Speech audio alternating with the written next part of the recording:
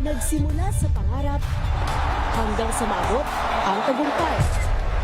Iba't ibang kwento, iba't ibang mukha ng atletang Pilipino. Mas pinatindi, mas pinalakas, at mas pinaaksyon sa Match Point tuwing Sabado, 12:30 ng tanghali sa DZRH TV. Better News. Una sa Pilipinas, una sa Pilipinas. NBS, Trending and Viral Show. Nakahandang Sa ating balitan mga kaibigan sa Rapido Hataw. Public Service Hour. Siyempre pa, una sa Pilipinas. Una Ayan sa... ang kabuhanan din pala tuntunan ng break time. Sabay niyo na po ang mga balita at talakayan sa Balansyado. Maraming salamat. Tuloy-tuloy ang pagtulong, tuloy-tuloy ang pagseserbisyo at tuloy-tuloy ang balitaan kasama si May Binauhan sa Operation Tulong mula Lunes hanggang Biyernes.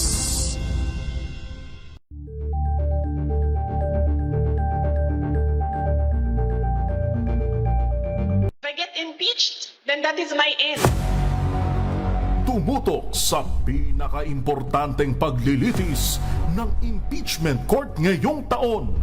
The Impeachment Trial of Vice President Sara Duterte. At Magandang gabi Pilipinas, Metro and Mega Manila. Tutok na po dito sa programang Lunas Extension sa DZRH at RHTV. For 30 minutes, pag-usapan po natin ang ating kalusugan, pangangalaga ng ating katawan at pag-iwas sa iba't ibang karamdaman. Makakasama po Eleni Bensal at ngayong gabing ito, sasamahan pa rin po tayo ng ating pinagkakatiwalaang Family at Integrative Medicine Specialist. Welcome po natin, Dr. Irene Lim. Good evening at kumusta po? Payday ngayon. Nakapag-check out na ba? Okay, so good evening po sa inyong lahat at hoping na kayo po ay nasa magandang kalagayan at magandang kalusugan. Magandang kalusugan, hangad nga po natin sa bawat isa, At syempre, ngayon nga pong payday, Wednesday, ayan, masarap kumain. 'Di ba? Parang deserve mong i-treat yung sarili mo. Pero saglit, Doc, ha, yung topic natin hindi pumapayat kahit nagda-diet. Aray ko. Oo, yun nga. Maraming ganyan ngayon. No?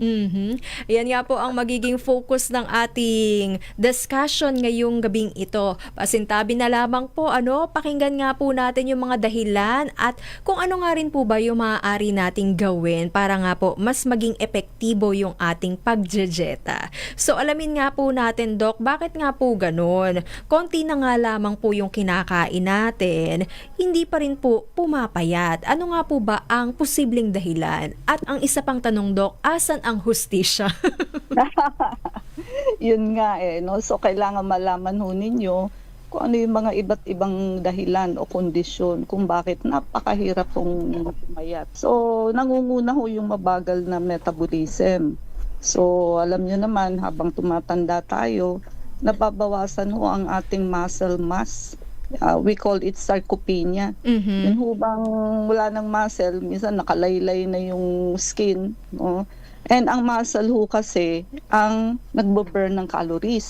So kung kulang ang muscle mass mo, kulang din ho yung magbo-burn ng inyong fats. At kapag sobra ho ang baba ng calories sa diet, maaari hong maging survival mode ang katawan at magtitipid ho ito sa paggamit ng enerhiya. Another is mataas ang insulin.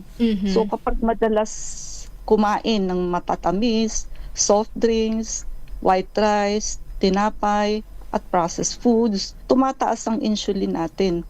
Basta tandaan niyo ho, basta nagpasok kayo ng asukal sa katawan, kasunod ho niyan ang pagtaas ng insulin. Now, ang insulin, isa ho itong hormone na nagtutulak sa katawan natin para mag-imbak ng taba.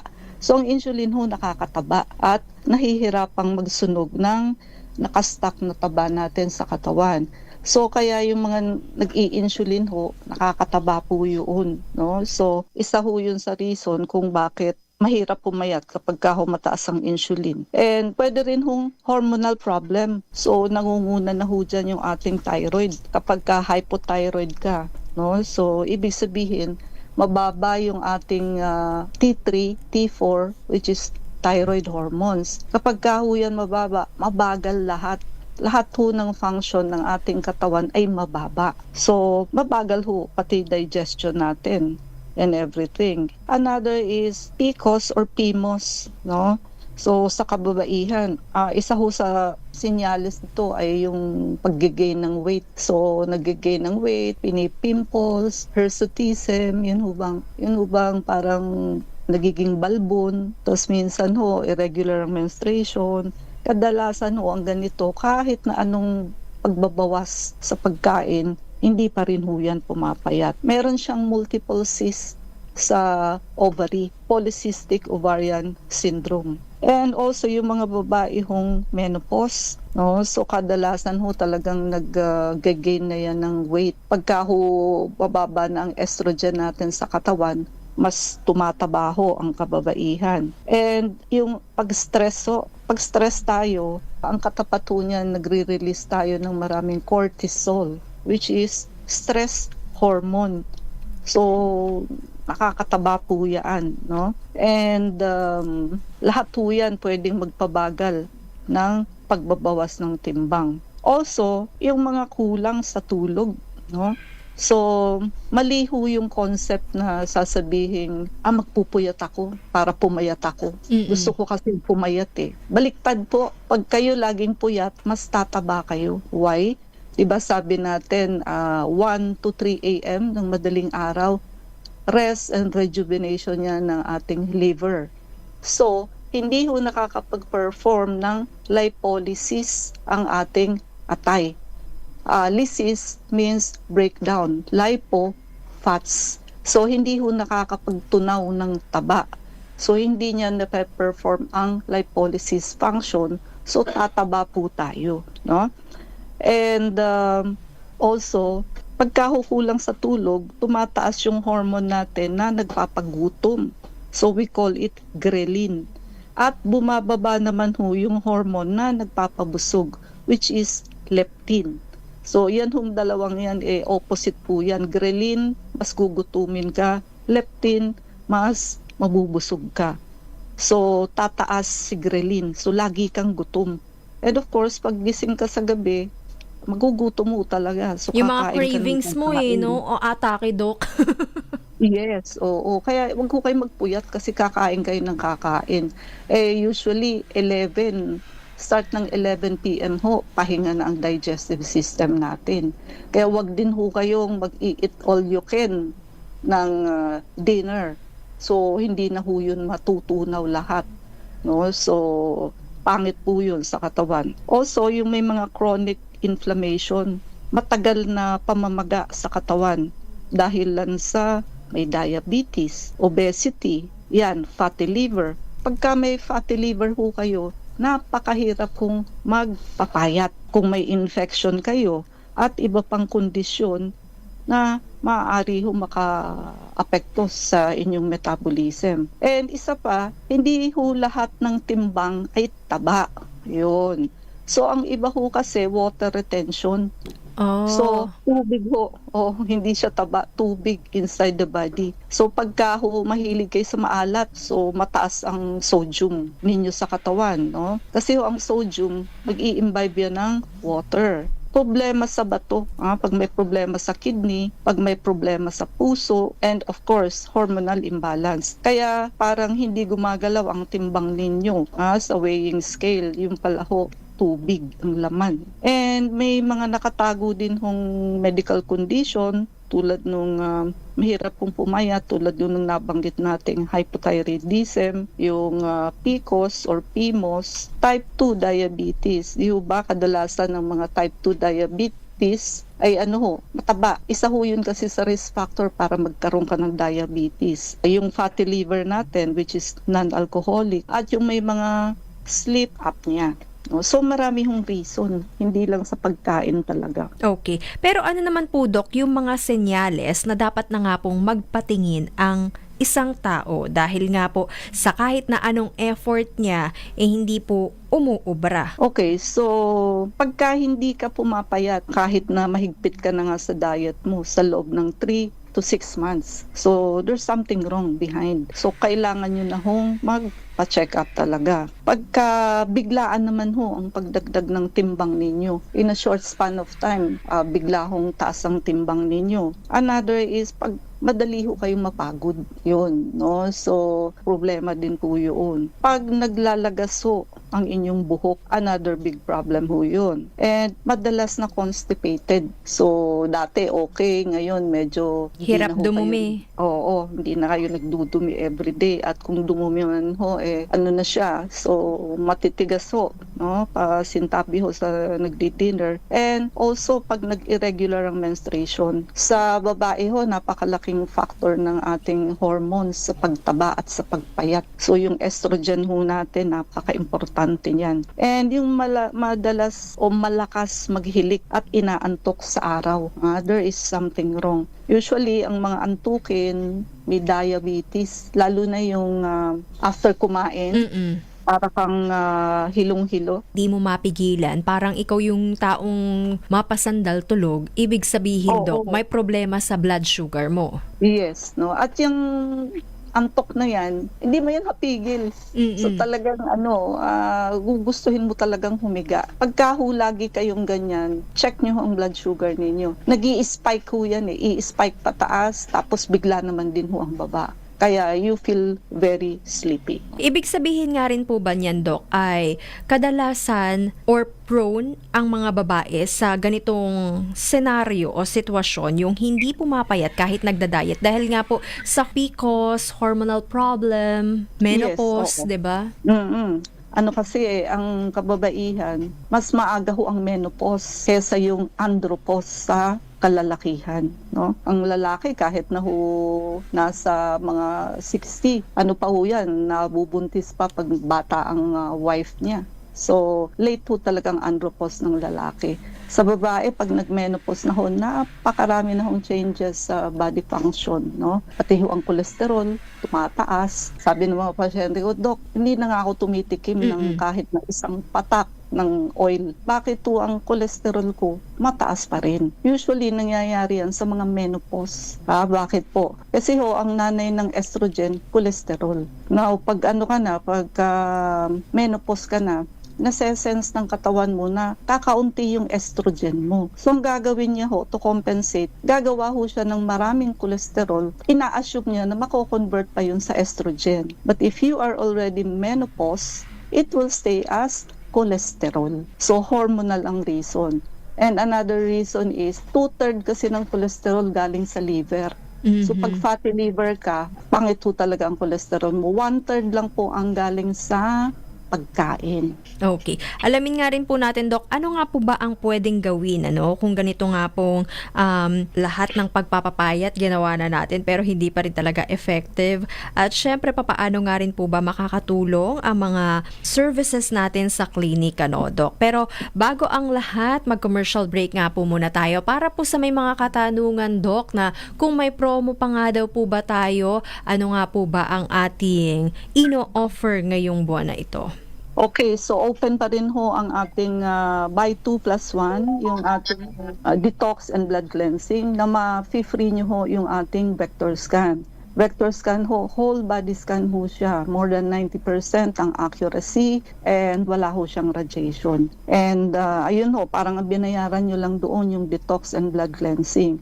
Free nyo ho yung ating vector scan. Yung atin hong drip, so pwede kayong magpa-drip kahit wala kayong check-up. Exception to the rule kung kayo ho ay may allergy. Kailangan nyo magpa-check up. And yung atin hong soap, IV anti-aging soap, IV whitening soap, yan ho ang pangalang hahanapin ninyo sa Shopee.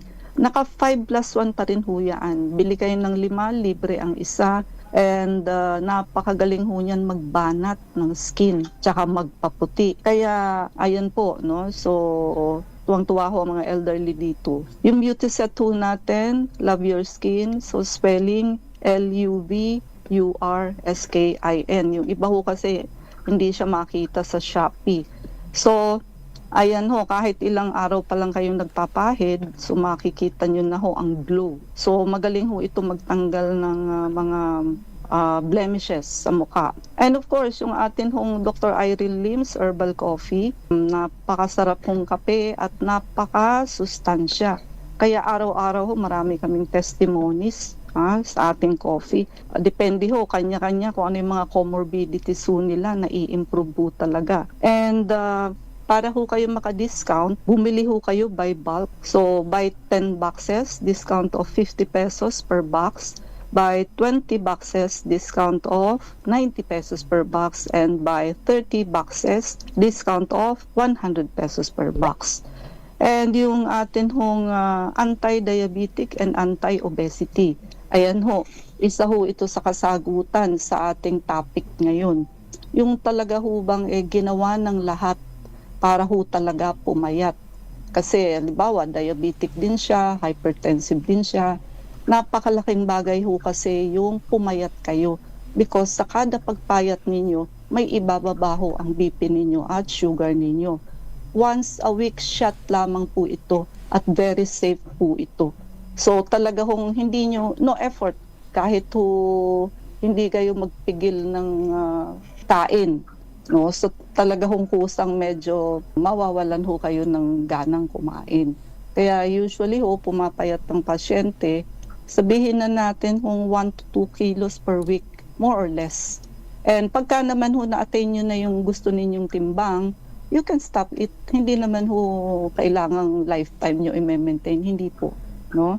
So, anti-obesity shot once a week lamang po. And it is very, very effective sa mga gusto hong pumayat. No? And elderly, yung mga hirap na hong lumakad, ngayon pa lamang po ay magpa-treatment na kayo sa clinic habang hindi pa ho kayo bedridden and alagain. Wag na ho tayong umabot sa ganung punto. And also, yung mga ayaw ho ng opera, gallstone, kidney stone, so ayan po. At yung mga barado ang puso, may mga protocol ho tayo sa clinic na kayo'y gagaling nang wala hong operation. Especially yung mga elderly na po, high risk na ho ang opera. And atin hong PRP, platelet-rich plasma, ito ho ay parang stem cell. At ginagamit ho natin ito aside from the benefit of anti-aging at pampaganda. Very effective ho ito sa may mga damaged organ tulad ng CKD, yung mga damaged kidney, yung may mga liver cirrhosis, yung mga stroke patient ho. Nakaliliit ho ito ng stroke area sa brain. So mga stroke patient, subukan nyo po ang PRP. So, malaki ho ang maitutulong nito sa inyo. Pati na ho kasabay yung ating mga blood cleansing para ho pagandahin ang inyong circulation. Blood cleansing, yung ating laser, high-dose vitamin C, ultraviolet, and ozone therapy. So, ginagamit din natin ho pala ito sa may mga diabetes, yung may Alzheimer's, at marami pa hong iba. Yung atin hong book 1 and book 2, ayan ho, makiagaw na ho kayo. Napakarami na ho nga benta nito. At yung book 1, ayan, Unveiling the Truth of Diabetes. Malalaman niyo ho ang totoong reason behind bakit hindi ho bumababa talaga ang sugar ng may diabetes. And also, book 2, yung atin hong Food 101. So, ito ho ang magiging Biblia ninyo when it comes to food. Ha? And para ho sa ating social media, paki-like, share, and subscribe po. I-type nyo lamang ang Doc Irene Lim. Pwede rin hong Clinica Medica 101. At yung atin hong FB page. Ano ba talaga, Doc?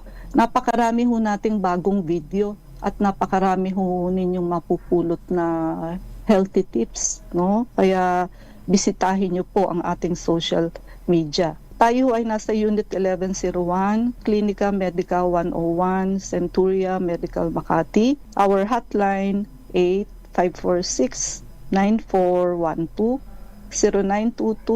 0922-875-2899, 0919-995-6168. I repeat, 0922-875-2899, 0919-995-6168. Usapang hindi pumapayat kahit nagda-diet. Yan nga po ang ating aalamin maya-maya sa ating pagbabalik dito pa rin po sa programang Lunas Extension sa DZRH at RHTV.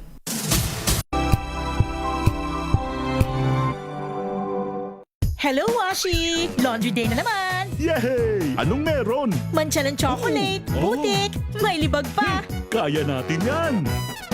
With Pride Washing Machine Detergent, may triple stain-away formula. Tanggal ang makapit, madikit, at malupit na tumitmantsa. Kaya easy-easy ang labada. Mula noon hanggang ngayon! All you need is pride! All you need is pride!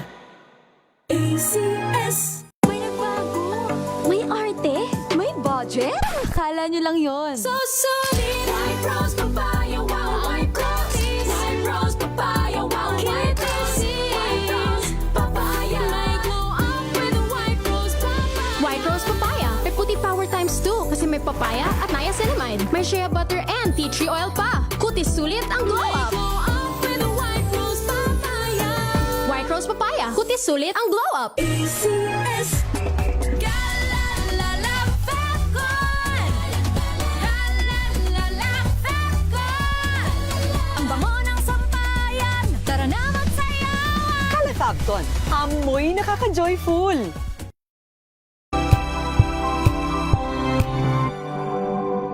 Ngayong ika-87 taon ng kauna-unahan, DZRH. Tayo ay iisa. Ikaw, kayo, tayo. Iisa ang radyo. Tayo ay iisa. Iisa ang nag-uugnay. Iisang radyo ang pinakikinggan. Tayo ay magkaisa. Dahil tayo ay Pilipino. DZRH. 87 tayo. Saan ka man sa mundo, tayo iisa. Tayo Pilipino. Serbisyong tapat sa iyo, DZRH. Maagang balitaan, maagang usapan sa mga issue at balita. Kasama si Kuya Angelo Palmones sa Magandang Umaga Pilipinas. Mula Lunes hanggang Biyernes.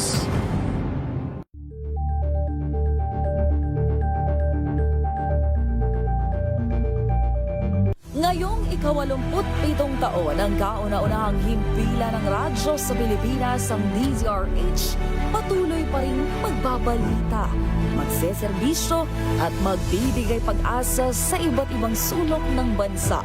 1994 nga nang inilunsad ng One Nation, One Station sa inisyatibo ni MBC Media Group Chairman Mr. Fred J. Elizalde.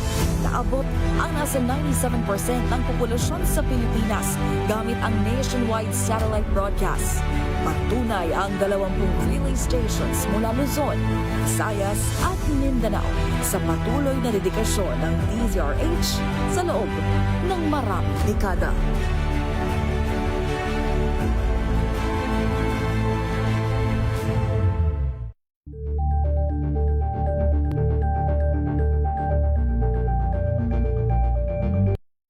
Mga balitang gigising sa inyong umaga. Mga balitang kailangan mong malaman. Mapapakinggan sa ACS Balita sa 2x2. Kalusugan, Lunas, Extension. Kasama pa rin po natin Dr. Irene Lim at pinag-uusapan nga po natin hindi pumapayat kahit nagda-diet. Ano nga po ba ang dapat gawin natin, Doc? Okay, so of course, kumain ho ng sapat na protina. So ang babawasan nyo ho is carbohydrates. Pero wag naman din ho kayong mag-high protein diet. Kasi ho overwork naman ho ang kidney. So yung tamang protein lamang ho, but you really need to balance. Oo.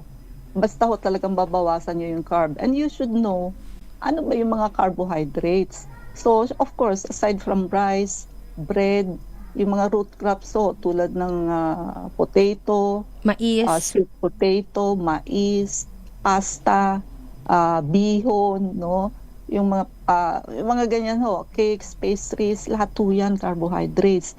And especially ngayon po, yung mga refined, yung mga puti, gawa sa puting harina. So, refined rice, sugar, no? So, kaya ho maraming matabang tao ngayon kasi ni-refine na ho. Ano bang nangyayari pag sinabing ni-refine? So, ang grain ho, di ba? Meron yung pinaka-outer, middle, and innermost layer. Tinanggal na po yung outermost and innermost layer. Nandoon ho yung protein, fiber, vitamins, and minerals. Ang nasa middle layer ho, yun ho ang starch. So, sa sinamaang palad ho, starch na lang ang natira. And pag na-metabolize ho ang starch, sugar ho ang lalabas doon. So, pag ni-refine na, middle layer na lang ho ang matitira, which is lahat po yun asukal na ho. While ang pagkain ho natin dati, hindi ganun. So, mas maputi yung rice ninyo, mas refined po yan. So, mas nakakataba po. Ha? Tuwang-tuwa kayo, sabihin nyo. Malinis. Yes. Oo, diba? Ang puti ng kanin nila o natin, sabihin, mamahalin yung rice. Hindi nyo ho alam, yan nga ho ang puro asukal na. Wala na ho. Kaya pag brown rice kayo, red and black rice, yan ho, complete grain pa ho yan. So, nandyan pa yung protein, fiber, vitamins, and minerals. So, isang parte lang ho yung asukal dyan. Kaya minsan yung mga talaga hong ang rice nila ay galing ho sa taniman nila sa probinsya. Ayan, mas healthy ho yan, hindi pa ho yan ni-refine. So, kung gusto niyo ho, lalo na kung diabetic kayo and nagda-diet kayo, palitan niyo ho ang rice ninyo. Mag-brown rice, red or black rice po kayo, no? Okay. And of course, bawasan ng asukal, pati ho processed food. Maglakad-lakad ho o mag-exercise ng regular. Ayan, matulog ho kayo ng 7 to 9 hours, di ba? Hindi ho nakakapag-perform ng lipolysis ang inyong liver. Pagpuyat kayo, so tataba po kayo lalo. And of course, kailangan nyo magpa-check ng blood sugar nyo, yung thyroid ninyo, baka hypothyroid kayo, at yung status ng liver. Kasi nga ho, pag fatty liver kayo, napakahirap hong pumayat. And tandaan ho na ang pagpayat, hindi lamang ho simpleng kumain ng kaunti. So kailangan din hong tignan ang hormones, tulog, stress, metabolism, at mga possible sakit na nakakahadlang sa pagbaba ng timbang. Okay. Pero paano naman po, Dok, makakatulong ang blood cleansing, high-dose vitamin C, laser, UV, and ozone therapy sa pagpapapayat? Okay. So, yan ho ang tawag natin dyan, blood cleansing. No? So, sa atin hong Clinica Medica 101, isa ho sa layunin ng ating blood cleansing protocol, yung atin hong high-dose vitamin C, laser therapy, ultraviolet blood irradiation, and ozone therapy. So, ito ho ay nakakasuporta ng mas maayos na oxygen delivery, pati ho yung delivery ng nutrition. So, in short ho, yung circulation. No? So, numero uno kasi sa katawan, napakahalaga ng circulation. Kasi ho, sa loob ng isang oras, nakakapitong balik, 7 times delivery ang ating blood from head to toe. So ngayon, simula ulo hanggang paa, iba-ibang organs ho yan na naghihintay ng supply ng oxygen and nutrition ng 7 times. So kung traffic ho along the way, halimbawa sa loob ng isang oras, nakabalik lang ho yan ng mga 4 times. So, syempre, ang maidi-deliver niya hong oxygen and nutrition kulang. And kung ano ho yung pinakamahina ninyong organ, yan ho ang unang-unang magkakaroon ng deficiency o sakit. Kaya, isa ho ang circulation sa nai-improve ng ating blood cleansing. And yung iba ho, ginagamit ho itong complementary therapies. So, para makatulong sa pangkalahatang kalusugan at pati na ho metabolic function. Di ho ba yung iba nating binanggit hypothyroid, no? So, fatty liver. So, pangkalahatang kasi yan metabolism ng katawan, which is isa ho sa pinaka-basic at para ma-maintain ho natin yan na maging healthy yung atin hong circulation inside the body. Wala hong non-normal na metabolism kapag barado o pangit ang circulation. Lalo na ho sa mga hypertensive and diabetic patient, no? So, ang mga type 2 diabetes palaging usually chubby sila o mataba. Pati ho hypertensive patient, ganun din po. So, nagha-high blood na kapag tumaba na. So, isipin mo, ganun na nga, pagka high blood ho kasi, masikip ang ugat. Pagka diabetic ka pa, yung blood na nagpo-flow, malapot. So, masikip na, malapot pa ho yung dumadaang blood.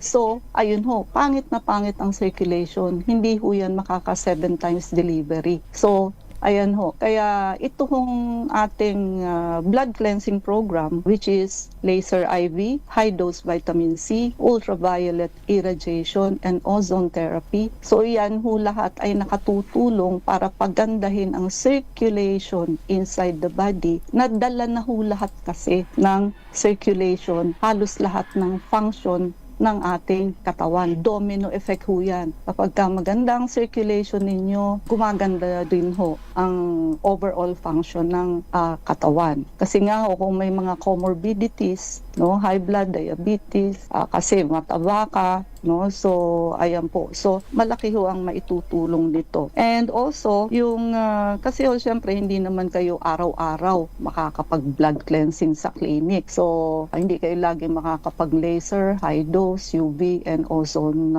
therapy. Now, ang isa ho sa makatutulong sa inyo sa pang-araw-araw ho nating katawan is yung atin hong Dr. Irene Lim's Herbal Coffee. Yan ho, pwede nyong araw-arawin, pwede ho yan na hanggang 3 times a day. So 3 sachet sa isang araw. Simulan nyo ho ang umaga ninyo ng kape natin, sa dinner din po, and yung in-between nyo ho sa tanghali at hapon. So gaganda ho talaga ang inyong katawan at kadalasan ho na-i-improve yung ating mga comorbidities sa katawan, whatever it is, no? Okay. So muli, Doc, para nga po sa mga interesado mag-avail nitong Dr. Irene Lim's Herbal Coffee at gayon nga rin po yung ating mga serbisyo sa clinic like yung blood cleansing, high-dose vitamin C, ang inyo pong clinic address and hotline number. Okay, so banggitin ho natin yung promo, open pa ho, buy 2 plus 1, malilibre nyo ho yung ating vector scan. Drip, pwede ho kayo magpa-drip kahit wala kayong check-up. Yung atin hong soap, IV anti-aging soap and IV whitening soap, yan po ay naka 5 plus 1, napakagaling ho magbanat at magpaputi ng skin. Beauty set, kahit ilang apply nyo pa lang ho, makikita nyo na ho ang glow. Kape, of course, yung atin hong Dr. Irene Lim's Herbal Coffee, para ho kayo maka-discount, by bulk ho ang gawin yung pagbili. Buy 10 boxes, discount of 50 pesos per box. Buy 20 boxes, discount of 90 pesos per box. And buy 30 boxes, discount of 100